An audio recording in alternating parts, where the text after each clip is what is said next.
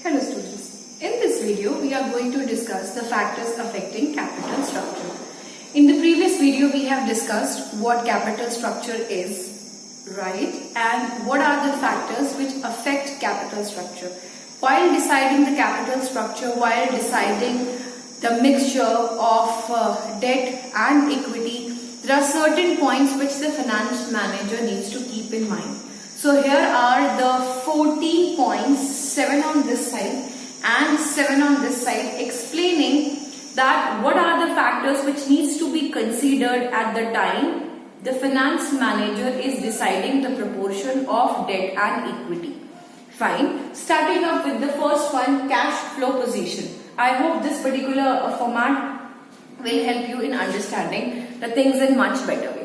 So the cash flow position, if cash flow position is good in the organization, if it is good, then the company can raise more funds with the help of debt, right? It can issue more of debt because that in that condition the company's cash flow position, the incoming is more, the liquidity of money is more in the organization, and company is financially so sound right now that it can pay the interests on the debts which it is going to issue. It can pay more dividends on the debts which it is issuing. But on reverse side, if the cash flow position is poor, it is not so good, the money is getting blocked in the organization or in the market, it is not coming, it's not that liquidized, then the organization must stick to the issue of equity shares, because in that case,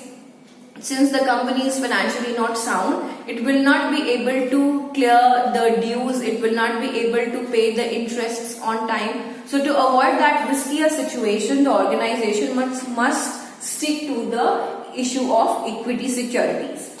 Point number 2 is interest coverage ratio. Now since the first term of this heading is interest, I would like to tell you that what is getting calculated with the help of ICR. In short, we call it ICR.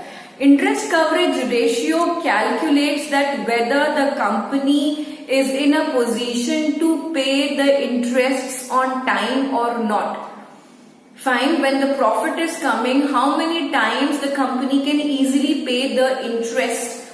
So that's the formula of calculating ICR is EBIT by interest, that is earning before interest and tax divided by interest.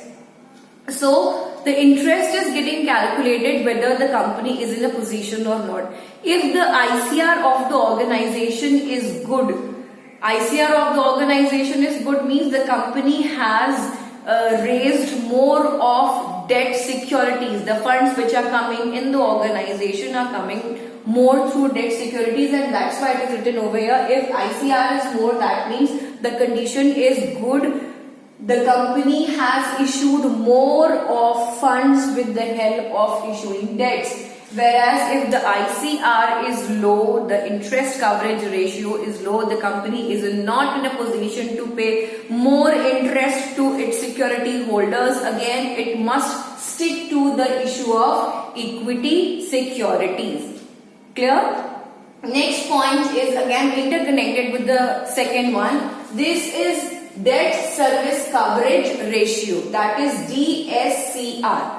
Now what is the difference between ICR and DSCR? In ICR we were talking about the interest, whether the company is in a position to pay the interest to its security holders or not, right? If there is a good ICR, then the company, it is presumed that the company has issued more of the debts and should stick to it, and in a poor condition the company needs to issue equity securities. But in DSCR, the interest is covered along with the principal amount.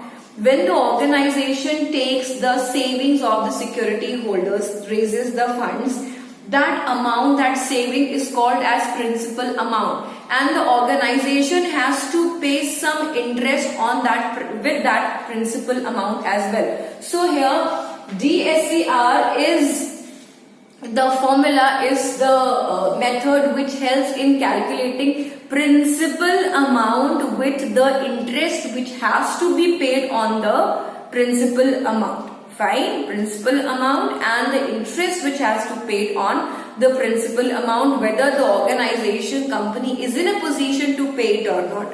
That is getting calculated with the formula profit after tax. So tax has been paid, profit after tax plus depreciation plus interest plus non-cash expenditure.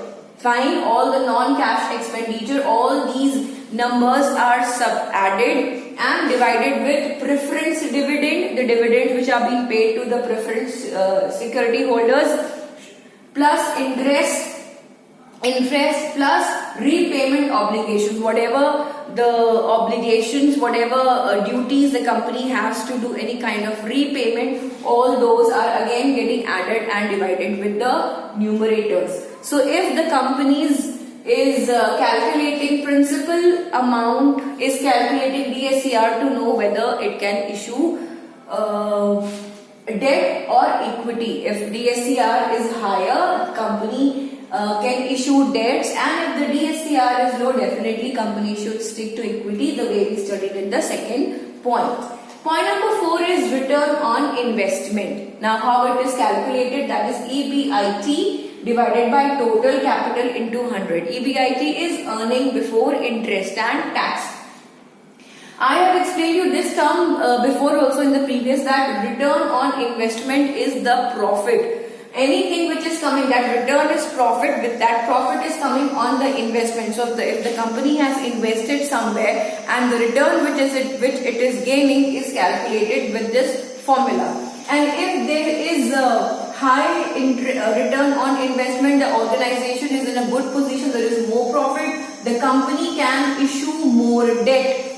This is the debt, this is the source through which company can raise funds, because company is again having more funds, financially sound enough to pay more returns on the debt securities. But if ROI is less, is low, then company should stick to the issue of equity shareholders.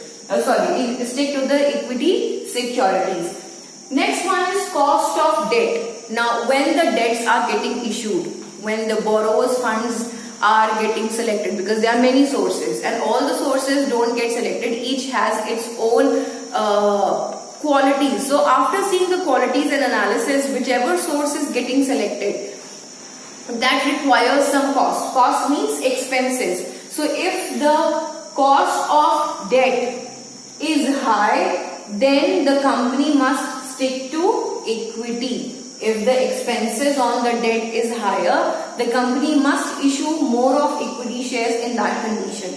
But if the cost of debt is low, it's less, then obviously the company can go in the reverse situation by issuing debt. Fine. In continuation with fifth one, I'll quickly explain you over here the cost of equity so that you can understand. So cost of debt is here and cost of equity is written on this side. Now what cost of equity says? It says if the equity cost, now when the company is going to issue this cost of equity, if this is more, what happens? Debt issued beyond the certain point. That means what happens, why the equity cost is increasing? Because every organization has a certain limit to issue the debt. कर्ज लेने की, उधार लेने की एक limit होती है जिसको पे बैक कर सके. And if the organization is going beyond that, if the organization is issuing more debt, imagine debt issued beyond the certain points, that means the company is putting its equity shareholders in risks, because the company is not in a position now to give the returns with the principal amount to its debt holders. So from where the company is going to give, because a debt has to be given, right? A return has to go to the debt security holders. कर्ज लिया है तो चुकाना तो पड़ेगा ही, वापस तो करना ही पड़ेगा. So from where it is going to go? Since the organization is not having enough funds, it is going to create more burden, more risks on the equity shareholders. So further it says the cost of equity goes up, ऐसे में equity का खर्च बढ़ जाएगा, equity के ऊपर risk बढ़ जाएगा, क्योंकि इक्विटी शेयर होल्डर्स को अब उतना डिविडेंड, उतना रिटर्न नहीं मिलेगा जितना उन्हें पहले मिलता, बिकॉज वो पैसा अब कहां जा रहा है, वो पैसा कंप्लीटली अब जा रहा है डेट सिक्योरिटी होल्डर्स को पे करने में, क्योंकि कंपनी अपने पॉकेट से पे नहीं कर रही है, क्योंकि कंपनी की पेइंग कैपेसिटी से कहीं ज्यादा कर्ज ले लिया है. I hope that this is little easier to understand cost of debt and cost of equity. Now, in continuation with that 6th point, we have a tax rate. Very simple to understand. Once again, if the taxes are really higher, the company is paying more tax from its profit. Definitely, in that case, if the tax rates are higher, company will stick to the issue of debt. And if the tax rates are low, the company will issue to equity, because equity क्यों issue करेंगे? Reason behind equity issue करने पे interest में exemption मिलता है, छूट मिलती है, जबकि इक्विटी इशू करने पे छूट नहीं मिलती है. That's why equities are expensive source of raising funds as compare to debt. मैंने आपको बार बार पढ़ाया है, डेट चीपर सोर्स है as compare to equity. Next we have a flotation cost. Now we have discussed flotation cost also in a previous video, that the expenses which are being done for raising the funds, it can be advertisement, it can be printing of prospectus, it can be printing of documents, it can be paying commission to the brokers, to the underwriters, to the bank, to the middlemen. तो जितने भी खर्चे हो रहे हैं, all these expenses are called as flotation costs. So if the flotation costs are higher, if flotation costs are higher on issue of equity and flotation costs are less on issue of debt, so if the company is in a position to bear the flotation cost, what company should do? If it is able to bear the higher risks, the higher costs, the company will issue equity. And if the company is not in a position to bear flotation cost, it wants to keep it low, then it will issue debt. I hope this is simple to understand and this is visible and clear to you all. Fine. Next we have is risk consideration. Now risk factor is again equally important, that I taught you in the very beginning, that capital structure affects the profitability and risks, right? So how it affects the risks?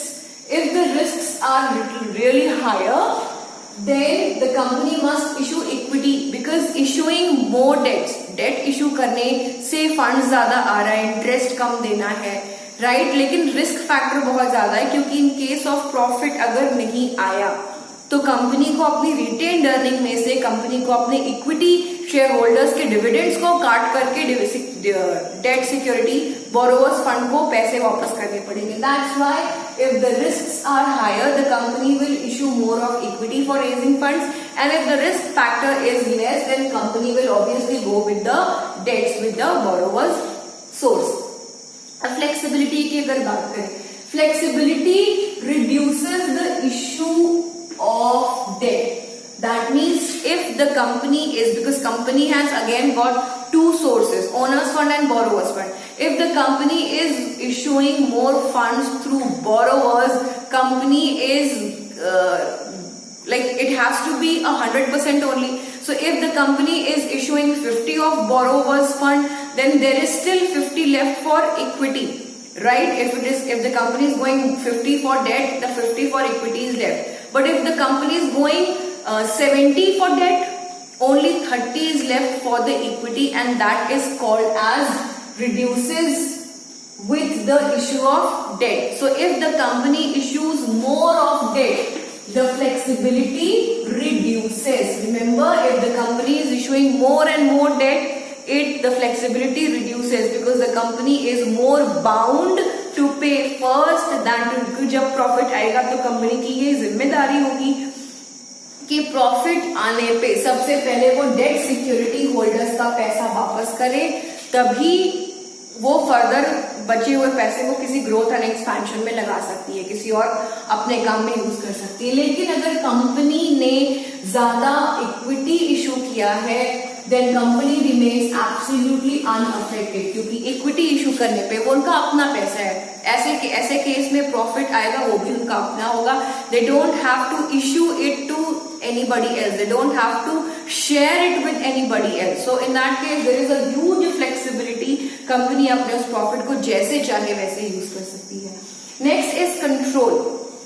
Control क्या होता है? We have discussed this point before also, is that when the company is issuing more of equity shares, definitely it will dilute the power of the existing equity shareholders. So if the company is issuing debt, then it is not going to affect the equity shareholders at all. It's completely clearly written, do not affect, right? At the point when the company is issuing debt. But when the company is issuing equity, then definitely it do affect the power of the existing equity shareholders, because earlier there were few. After issuing equity shares, more equity shareholders will join, and earlier the existing equity shareholders were the owners and the new ones also owners. So the new old owners have to share everything with the new old owners. So definitely their controlling power will get little diluted. Then there is a framework for policies that needs to be followed, which are laid down by SEBI. So all the norms, all the terms, all the provisions, rules and regulations which are given by SEBI needs to be followed, whether the company is issuing debt or whether the company is issuing securities, because SEBI has laid down certain provisions for both the securities. So in that case, the company has to follow, and if the company is not following, definitely there are some legal punishments which the company can face at the time of non-avoidance of the norms laid down by the SEBI. Then we have stock market condition. Now, how stock market gets affected with the issue of shares and with the issue of debt and equity. So when the stock market condition is bullish, that means the share prices are higher. The company goes more with the equity. And if there is bearish, share prices are low, definitely company would like to issue more of debts, because at that time nobody wants their money to get blocked. Fine. Then we have capital structure of other companies. At the time of deciding the capital structure, this combination, this mix of debt and equity, it is important that the finance manager must consider the capital structure of other companies also. He must see that what are the ways through which the other companies' financial managers are working. Maybe if he gets something new to adopt, maybe if he gets something more to learn and improvise his own working, because each company has its own capital structure. So it is always interesting to view others, to learn from others and make the implementations, make the changes in our work as per the need, as per the requirement. Here we are winding up with this important topic of the chapter, that is factors affecting capital structure. In our next video, we are going to take up with the new topic. Thank you.